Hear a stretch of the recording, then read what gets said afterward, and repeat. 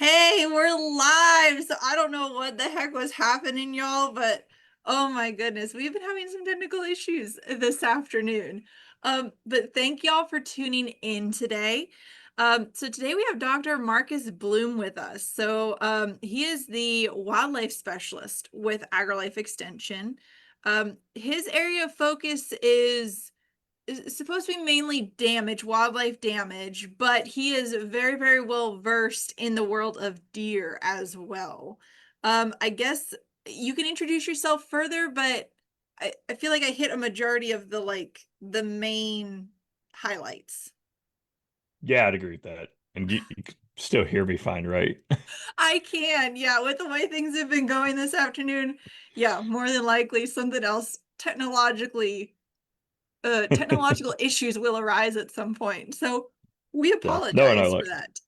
How many Aggies does it take to put one of these live streams together? But I'm not even an Aggie. That's the bad thing. But anyway, so if y'all haven't noticed already, we are actually going to talk about aging on the hoof. And this is something, so a fun little side story. So Marcus and I are attempting to work on a publication for aging on the hoof. So this is kind of one of those where it was like, this is a very timely topic. Deer season is obviously, for some of y'all, deer season is in full swing. I know I've been itching to get out and go hunting. That has not happened as of yet, but hopefully soon. So yes, we're going to talk about aging on the hoof. And this is not, Marcus, this is not an exact science, right? No, no, not at all. That's like one of the first things I was going to bring up is that it's not. It's like deer, any wildlife in general are like people, where some age a little bit more gracefully than others. Um, so this is where, aging deer on the hoof is obviously the only way to really do it without harvesting said deer. Once you harvest them, you can collect some other information to get a better idea. Um, but this is the only way that we really truly have without harvesting the deer or capturing the deer, which you have to have special permits to do Yeah. that. So, I guess I guess we'll just dive on in. So we'll start with the younger deer. So what does it look like for a younger deer? What are we looking for? Some characteristics. Yeah, let me see. I'm trying to remember how to have on this slideshow. I want to can I you mind if I tag on to that the not an exact science a little bit Oh more? yes, please Yep. elaborate. So there's been quite a few studies where they've taken biologists and with like 10 plus years of experience, and we've said, okay, well, I've got these pictures of known age deer like, from pen raised animals that up to like 7.5 plus years old. And then they lay out these photos, and a lot of times it'll be at wildlife conferences and whatnot. And said, okay, age them. And this little graphic here, I think everybody can see, is just like a result from one of those where the green is those the proportion of responses that were correct, and red is if they overestimated, and yellow is if they underestimated. And as you could see, once you get past that 2.5 year age mark, it falls off precipitously. Like people, even biologists who've been doing it all their lives, are getting them wrong. It is it's difficult. And like you already said, just because there's so much variation that already exists within animals, and then not all of them just, I mean, just genetically, they're gonna have different appearances, just like you said with humans. So that's really, really important to know. Anybody that says that they can get it down to a year or two is probably wrong. They're full of it. I mean, I've been doing this my whole life, and I will consistently get animals wrong. I feel like I can get in the ballpark, but there's always that buck that or doe, or definitely the does, but the Oh, that buck that looks, it's like, oh yeah, he looks like he's 6 and he's 3. Just for whatever reason. Maybe he had a really hard life already. But And I feel like, yeah, if you can generally get your large groups of deer, and this is another thing. So, aging by year is definitely, well, yeah. So yeah, there's just aging inconsistent. deer by year, you can do it, but also, what are the other like broad categories in regards to like aging deer? Like, what are the three broad categories if you're not going to do it by year? If you're not going to do it by year, I'd say fawn, yearling, and adult. You could do like a fawn subadult adult type of thing and do pretty well. I think that will meet most of our needs. And because that's the thing is we want age class data. We try and collect it where we can because it gives you an idea of distribution on what your age class distribution is for management. Also, like, all right, so we have all these we tend to want to harvest more mature males, right? Leave those young males so that they can grow. Age is one of the main key is one of the key factors for antler growth. If they're young, they're just not going to be there. You got to let them get there. Get 5 plus, 6 plus years old. Actually, there's quite a few guys in South Texas that swear by going 7 plus years old before they even remotely pull the trigger. And again, that's their guesstimate on age, but some of them, I mean, they've been watching for a while, so they at least have a pretty good idea of where they are. But yeah, so I think that you can do that basically subadult, adult fawn, or the fawn yearling, and then like adult. Um, I I would probably lean more to like younger, like subadult, and then adults. That way you have that like mature group that if you're looking to harvest bucks, you try and pull from that more mature group. Um, because that's gonna be really important. But okay, um,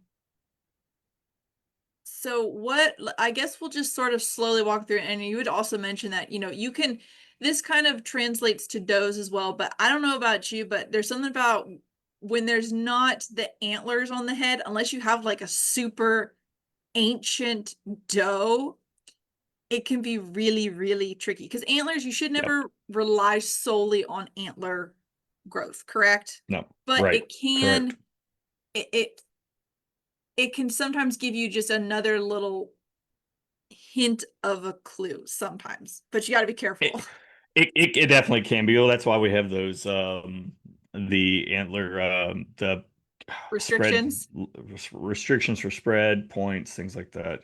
Those are indicators of age, and they correlate pretty well over a population spread as well as main beam length.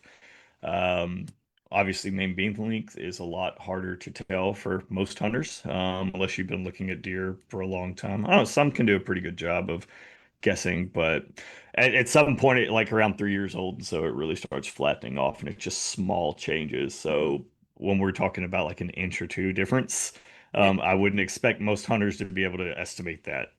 But yeah, so there it can be indicative, but it's not the best. It's probably one of the last things you look at. It can be like something you reaffirm yourself. But yeah, with the does, I mean, it's kind of a weird thing to say, but just they look older. They look more They, run down. they do.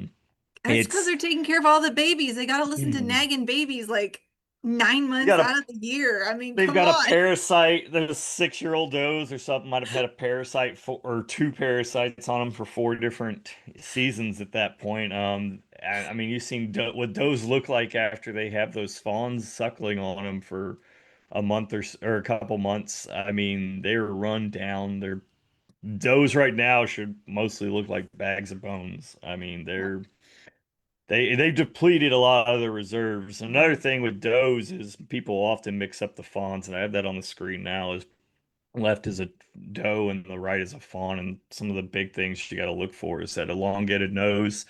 It's more of a rectangle versus the boxiness that we'll see with those fawns. Um, I, I mean, even I've mistaken fawns for Yeah. does. More so in my younger years, but it still happens to the best of us. Ears, like the ears will typically look too large for the head. It's kind of the same with black bears, actually.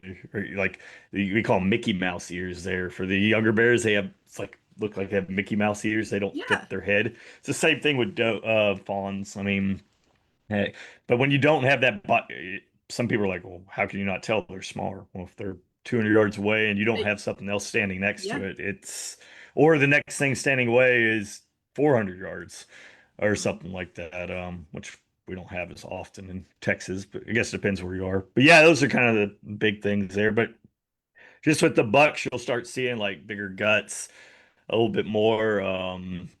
They'll start getting skinnier as well, and those older, like, so they'll have a little bit larger gut, but their muscle mass, they look depleted. They look like they've been run down. Um, that's like the best way of describing it, in my opinion. And we don't really put too much emphasis on the aging does, although Yeah. it really depends on what you're trying to do from a harvest management standpoint. But say we go in and like the older does are going to typically be better at recruiting fawns into populations than the younger does. They're still figuring it out. They're making mistakes. Fawns die at a higher rate. With older, so if you're trying to increase your population, maybe you want to be looking for those does that look closer to that fawn stage, that yearling or 2-year-old does, really good muscle mass and stuff. But if you're looking at the opposite side of the spectrum, and you're trying to reduce population, maybe you should be targeting those older does. Look for the ones a lot more filled out, target them a little bit more, and you're going to probably hit at a pretty even distribution of age classes, just accidentally. I mean, again, it's hard to tell bucks. It's infinitely more difficult with those. Yeah, I was gonna say, I don't think there's ever been, to my knowledge, I don't think there's ever been a study per se of people trying to age does I'm not aware of on, one. That on the doesn't mean hoof. it I doesn't don't think there's, exist. yeah, which I really and truly don't think I've don't, granted, I don't think I've ever tried other than, okay, that's a young, that's like a fawn or a yearling doe, and that is just an ancient as dirt Yeah. doe. Yeah, Um, that's the thing. They just look old. They look like they've had a lot of kids. yeah, they just, you just look in their eyes and you're just like, I see it. I Yep. see it. Her soul is broken. Okay, so I guess, okay, so we touched on does a little bit. Is really and truly, it's just young does. It is, you know, very very mature does. So let's focus on bucks, which is what a lot of people are really want to know how to age on the hoof. So I guess just walk us through each of the different, age classes, and sort of what are some major defining features of those classes. Yeah, absolutely. We can start with that like 1.5-year old class. And these guys are typically going to be referred to as like they look like does with antlers. They don't have the muscle mass yet. They're skinny. They got a thin neck, a really tight stomach. Look like they have really long legs in relation to their body, and their body's a little bit thinner. And we've got up on screen there's like the prototypical 1.5-year-old buck. It looks like you put antlers on a doe. Um, they they don't have that gut to listen to yet to make all those wide decisions. They're definitely going to have. They should have smaller antlers in some situations. You can obviously have some bucks with some really nice antlers as yearlings, but for the most part, they're going to be much smaller. But just in general, thin neck, thinner body, longer looking legs. I mean, they don't have that muscle mass on the hind end yet. Mm. Everything is just skinny. It looks like a young deer. It looks like a doe with antlers. That's probably the best way of thinking about it. And should we just kind of We walk through can the age just, yeah, classes? we can just go along, and if I have, if I have a question, clarification, I'll shoot it your way. Yeah, so then you move into the 2.5 age class, and now we're actually starting like you should be able to look at that animal when it comes out, even when they've dropped antlers. Like that's a buck. Its stature, the way it walks, it's going to start walking with a little bit more attitude. Um, they're going to have, you're going to see that neck starting to swell up a little bit more. They're going to have slightly thicker bodies. They're really starting to put on a little bit of muscle mass, but they're not mature yet, right? They don't. They're not really muscled up. They don't have that real thick neck. Legs still look a little bit long, but they're not. You could tell them apart. Like you could see like that. This is clearly a male here. It's not a doe with antlers. Um, so during the rut, their necks are going to be they're going to start swelling a little bit more. Whereas those yearlings, you're not going to see it nearly as much.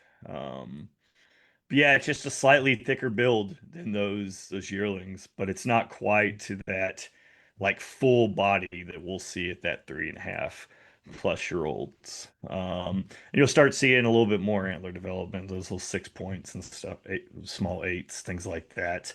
Again, that's the last thing you should resort to. It's more of like, maybe I'll validate myself slightly with this, but yeah.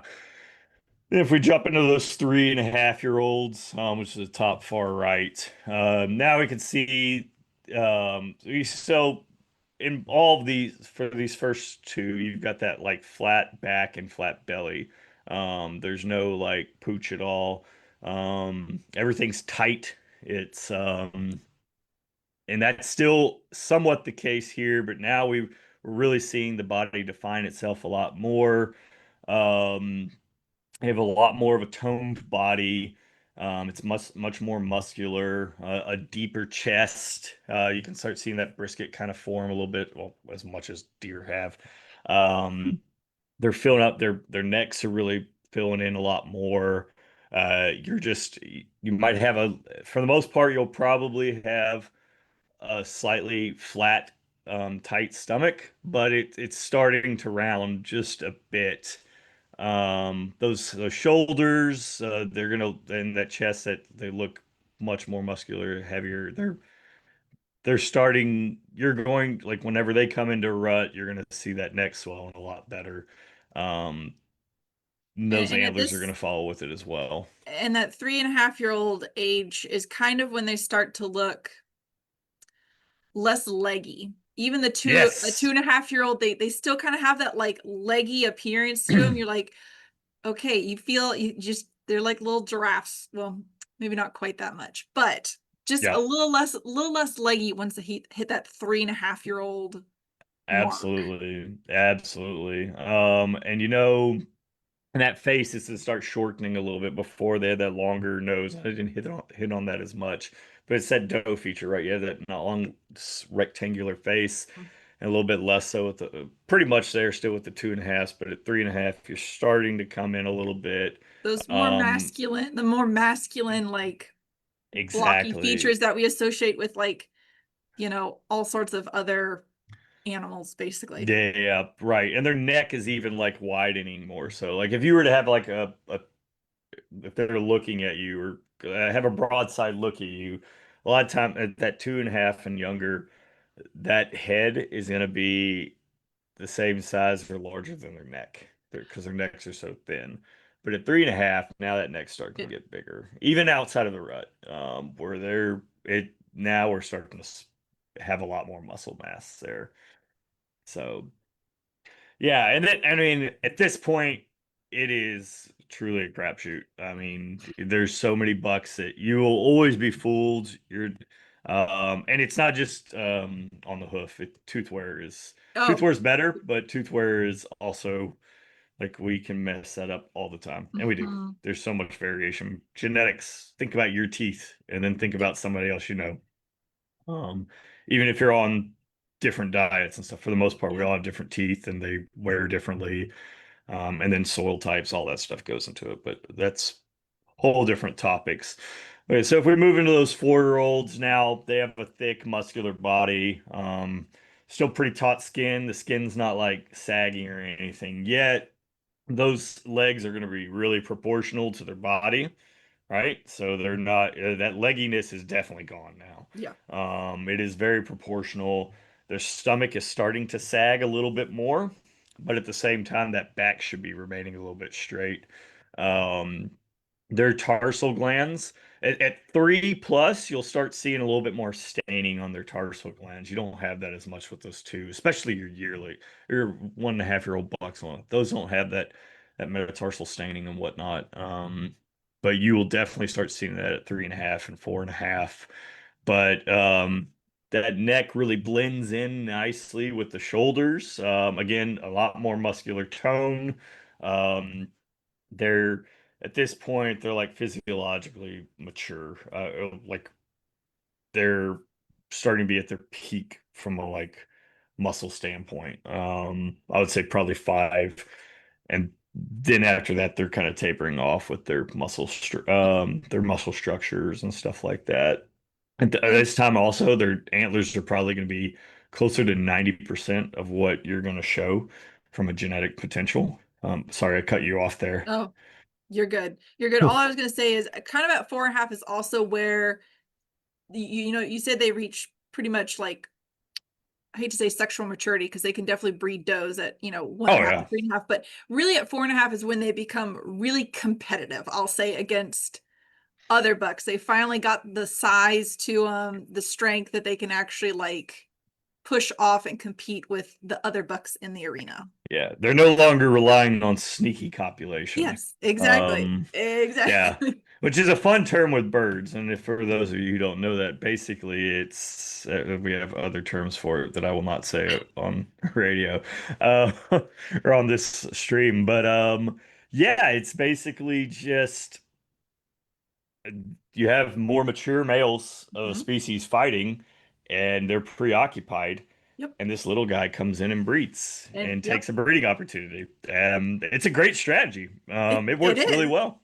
I mean, if yeah, if that's the only way that you're gonna be able to potentially pass on your genetics at that age, then by all means. Mhm. Because, and I don't know, it's funny that you think of birds. Since I'm being a bird person, I actually think of fish.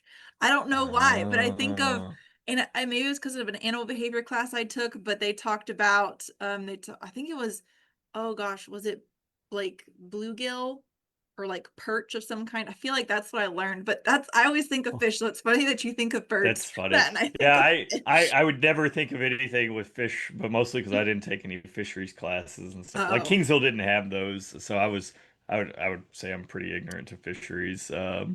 You have a little fish squeezer in you. That's what we always. I was the actually fish. talking with. The funny thing was, I took my fish classes in Wyoming. It is a landlocked state. There are no like, I mean, we have rivers and streams, but it's like we don't have any. There's no oceans. There's minimal like lakes and There's some ponds. I don't. great trout fishing though. True, Um, but yeah, no, that's where I took my ichthyology class, or no, well, my animal behavior class and my ichthyology class. So it gotcha. kind of funny. Yeah, I Anyway, got the term from ornithology at Kingsville, and it equally applies with these males. But yeah, so like they're really competing. That neck is way bigger than the head at this point when they're staring broadside at you. I mean, they're really like they look at their peak condition now. They're swole. Like when we think fit, which is not a good thing. Like when you think of a fit person, that is not what we want to see in deer typically. We want them to have fat on them. Like yes, fat is energy, and if they're fit, they're probably run down. Like you don't want them to look like they're buff and muscled all out. Although like at this age, they're going to start looking like that yeah, more. But ideally, you want like some smoothness. You want to see that they're laying on layers, a little bit of fat, so they have some of yes. that extra. Because I mean, at this stage, they're focused on one thing, and it's generally not eating a whole, it's not eating that much. It's maybe Not getting a during the snack rut. every now and again, but so they need that fat in order to make it through the rut. Yeah, and we should touch on that at the after we go through like 5 and 6 year olds plus, just like that post rut versus rut conditioning because that's a Absolutely. big you got to think about that a lot. But so with those 5.5 year old bucks, now we're starting to see a lot more of a belly sag. It's a lot more rounded. Now post rut you might not have that sag. It might be drawn up. Actually, in the picture on this one here, one of this bucks, he looks like he might be a little bit poster. He's not really showing the sag that I would have Yeah. for this picture. He's got a nice Um, cinched waist to him. that those eyes are starting to have a lot more white around, stubbier nose. Still a nice thick neck, but you're starting to lose some of that condition. You're starting to actually see some sagginess in the skin. It's not nearly as taut as it was before into that 4 stage. You can see this. I think these pictures here that I have on the screen shows that tautness pretty well with that four Mhm. and a half. It's real nice and looks Yep. great condition. And then it's 5.5. You're starting to see a little bit less. And you're also starting to see a little bit deterioration in some of that body condition. Their legs are going to also now we're going to start appearing shorter, and that's going to go with that deeper body cavities, that bigger gut, so it makes those legs look a little bit shorter. Um, the neck is still thick and heavy. Um, let's see. I'm trying to think of what else I'd want to I was hit gonna with say, I think you, these. The I dark mean, foreheads, that's mhm. something to think about. They'll start having really dark, those metatarsal glands are going to be super dark. But And yeah, I feel like that and this go one ahead. this one's very like subjective, but I feel like at 5.5 even their ears start to get more of like a rounded Hmm. quality. They're not quite as like crisp. I don't know why, but they just Yeah, I'd sort of agree with that. and I don't know why, because it's not that they're tearing their ears up. They just start to just they don't look as crispy to me. I don't know. I like that. They're not as crisp. Another thing with those shoulders and that neck, it just kind of appears as one. There's no like differentiation there. It's just Mhm. bigger mass. Um, but then yeah, then we get like 6.5 year olds, and we're seeing a lot. They look heavy set. They have a gut. If they've made it this long, which is awesome. And again, like I would urge people to go past that 6 age mark. You can get closer to those 7s, 8. Like Whitetail can keep putting on substantial. Mhm. I wouldn't say substantial, but they haven't necessarily peaked fully from Yeah. antler growth there. If they're in good condition, there's no like major droughts and stuff. Like they can keep going. I know several ranches in South Texas. They're very, very successful. They're hitting 7, 8 year old bucks is where they're targeting, or what they're hoping to get. But yeah, so these 6 year olds plus at this, you're definitely not telling these guys apart. I mean, but they're going to look older. They're going to have really a lot more droopier skin. They don't have that nice tight muscle formations, but they look a little chunkier. Um, they're going to start having a little bit more rippled skin around the face and stuff like that. That nose is really going to it's going to be almost boxy Yep. now, closer to a fawn, but bigger, right? So it's that same idea. They've gone full circle now. Yeah. Mhm. Um, let's I was see. gonna say they have kind of this like droop, like their eyes just look like half closed because there's so much wrinkly skin that it's just starting to like fall over their eyes a little bit. So Yeah, they just look squinty all the time. absolutely. Absolutely. Yeah, they're squinty. Just they look old. They Old. look like they've been through it. You know what? If a buck, when he's 6.5, 7.5 years old, he has gone through it. That is Yeah. that is at least 5 years of legitimate fighting Yeah. that he's been involved in. For sure, four. I would say at least four when they're really really getting into it at that 3 year old. But like a 7 year old, if he's had 4 full seasons of Oh rut, yeah. where and that's a thing. Like those younger bucks, you'll notice that they spar a little bit more. Not that they won't get into legitimate fights, but it is not like seeing some of those big matures. When those big mature boys go at it, I mean, they're going and Oh they run themselves absolutely ragged. They're not eating anything. They're chasing tail the whole time. And that is why like they look so different yeah. after the rut. They are Yeah. just they've and then so imagine like 4+ seasons of doing that. I mean, that that's gonna have a wear and tear on your body like a Oh football yeah. player And over and it's time. like I feel like they start to, I mean, they're probably fighting more seriously at this point, but you tend to see, I feel like when they get older, you start seeing a lot more battle scars, is they just Yeah. their coat Oh, does not look absolutely. as nice and sleek as, even a 4.5, even 5.5. It's just they just look like they have been through the ringer. Yeah, absolutely.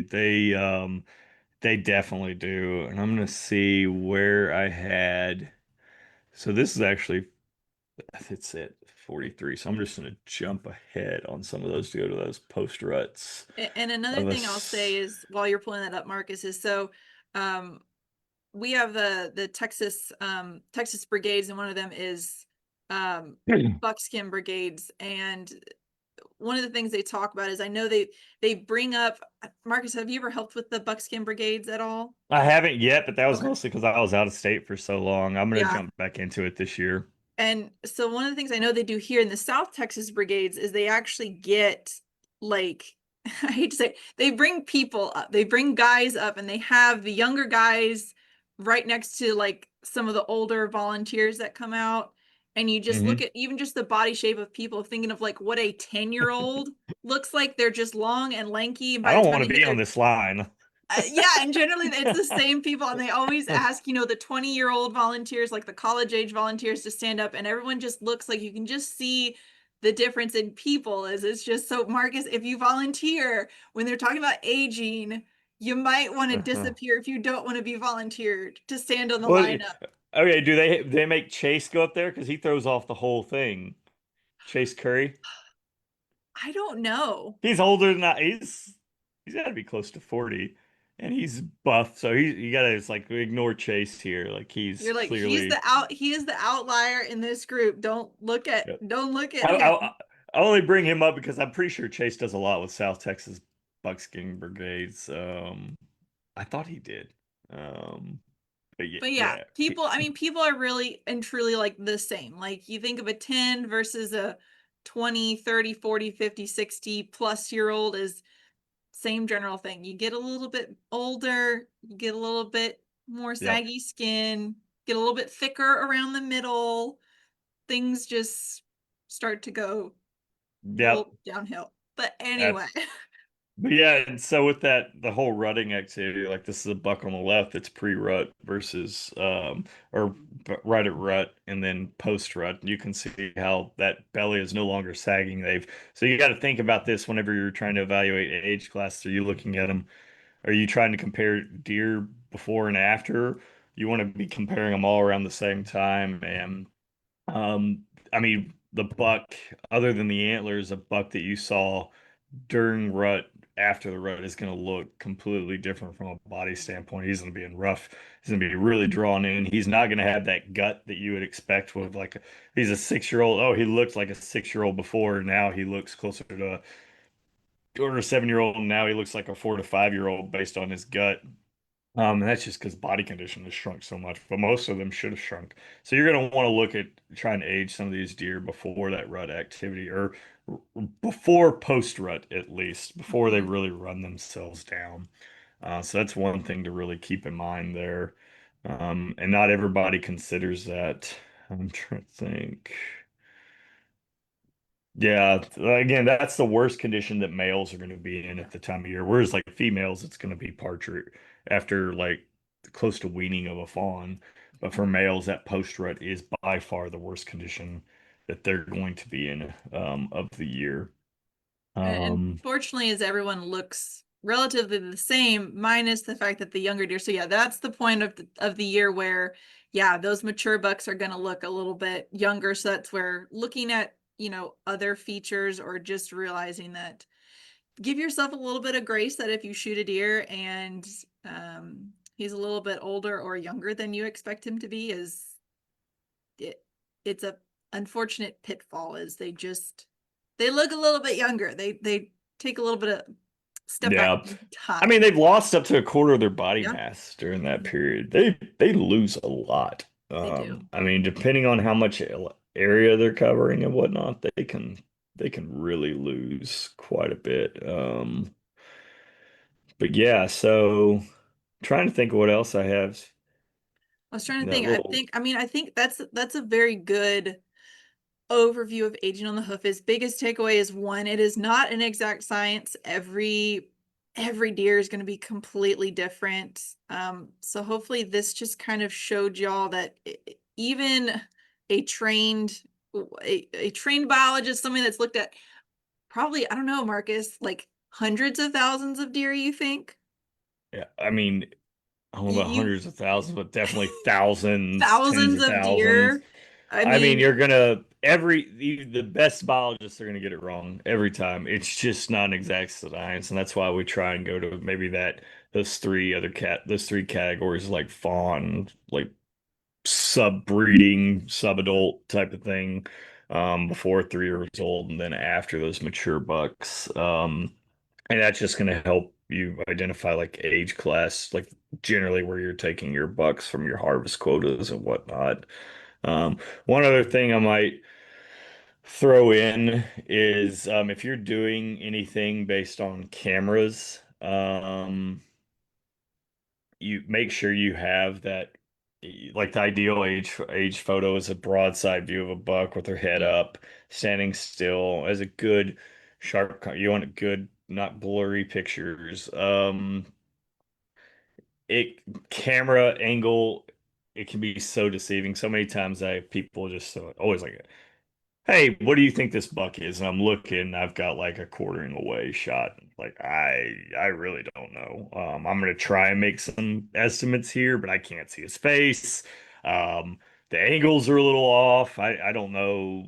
I it is really a crapshoot then. But so keep in mind camera angles and stuff like that whenever you're trying to age from pictures. Pictures is really hard.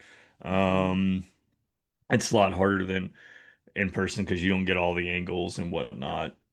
Yep. Um, And I mean, and this also kind of speaks to it's also very regional. Like mm, deer, South yeah, Texas deer are going to look different as they age versus, you know, deer in the Panhandle, deer in, North Texas, and then, we're don't even talk about outside of Texas. You get to the north and they're going to look completely right, different. So that's where it definitely becomes more challenging. But absolutely. yeah, No, yep, yeah, I completely agree. There's so much variation in this, but still useful to try and keep track of it. You can tend to get in that like, oh, these are mature bucks and stuff like that, and then you start throwing in antlers and it's like, oh, he's got a really dark face and maybe a little bit drooping here and there. Like, I can, it's probably a pretty good bet that he's older, and at least it'll help you be a little bit more selective in your yep, harvest. And you don't have to be perfect. I mean, sometimes, ideally, you're wanting them to be really old whenever you're harvesting those males so that they have a lot of breeding opportunities. But, and this can help with it. Just understand that it's not an exact science and don't beat yourself up. yep, When you shoot what you think is a nice mature deer and he turns out to be a 3-year-old, yep, or a 4-year-old, and it's like, oh, darn. And not ideal, but I mean, it happens. yep, It happens to all of us. I've done it lots of times where it's like, man, he looked way older, and even on the yeah, ground, he looks older. Um, and then if I look at his teeth and everything, it just doesn't. And that doesn't mean he's not. It just didn't. Like the tooth wear didn't match with it. From my opinion. So yep. And I mean, tooth wear is something that we can definitely talk about. That's gonna be a hard one to do, like would be a hard one to do virtually yeah, because it's for me, I like to have them like in my hand and like you can turn them at different angles. So maybe we can talk about that. Yeah, that's one that's definitely easier to have someone show you in person. yeah, But yeah, it probably. I'd agree. And again, it's not a exact science. The yep. best method is cementum annuli, and And that is so what going. what is that for people that don't? So we're just looking at tooth ring. But basically, like if you know trees, they throw rings, right? Um, and teeth do the same thing, and they're gonna. I believe it's in the winter when it gets dark and thin when resources are scarce, and then light and thick when resources are abundant. I actually have a photo. Let me get to it. I So was gonna this say is, I've never actually done that before. I've learned about it, but I've never actually done the like yeah, there's a few cementa. labs that do it for the most part. But yeah, this is like the most accepted method for like if you want to be accurate. And you could see in this photo like those annuli are those dark rings. And so again, and they're going to coincide with that dark ring is when resources are scarce. So that's typically would be like your winter months. And then when resources are more abundant, you're going to see that lighter and thicker layer. And that's going to be like spring, maybe summer.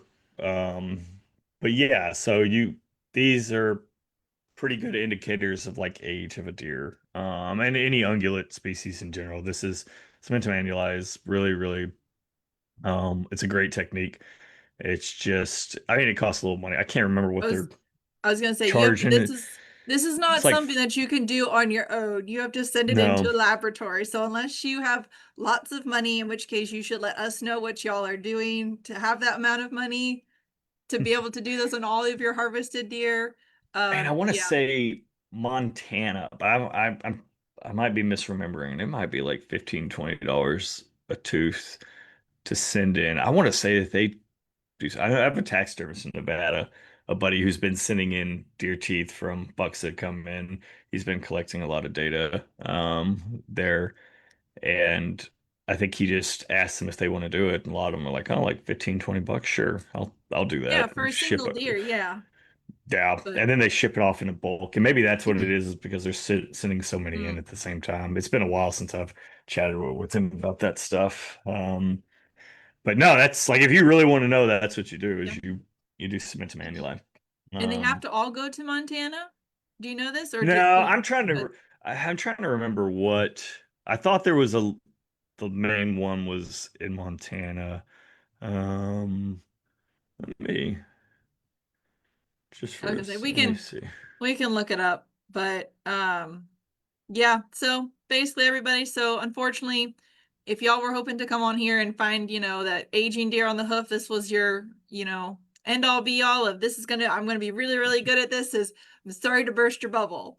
But it is not an exact science, but this is just it is another tool that you can put in your tool belt to just help with a little bit of your deer management practices on your property.